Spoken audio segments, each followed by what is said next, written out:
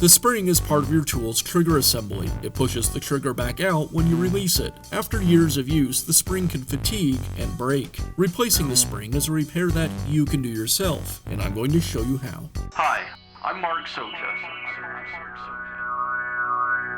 Do-it-yourself repairs like these are easier than you might think. From lawn machines to cordless drills, kitchen mixers, Outdoor grills. our how-to videos walk you through each repair from start to finish. So doing it yourself means never having to do it alone. Let's get started.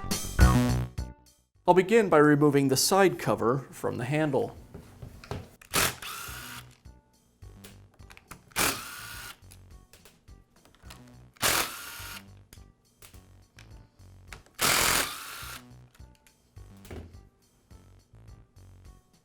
Now I have access to the throttle trigger and spring. I'll go ahead and remove them from the housing, being careful to not lose the spring.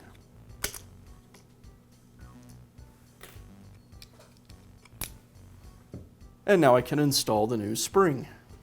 Now I can reinstall the throttle cable onto the trigger.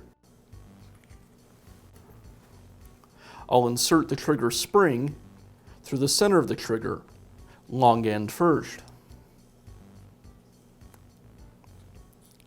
And I'll install the trigger and spring over the post on the lower handle.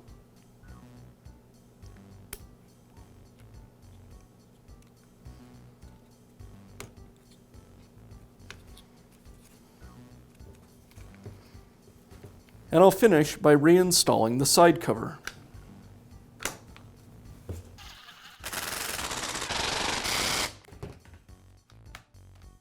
And that's how you can install a new trigger return spring in your small engine. Be sure to check back often for new videos and expert advice. If you found this video helpful, give us a thumbs up And leave a comment.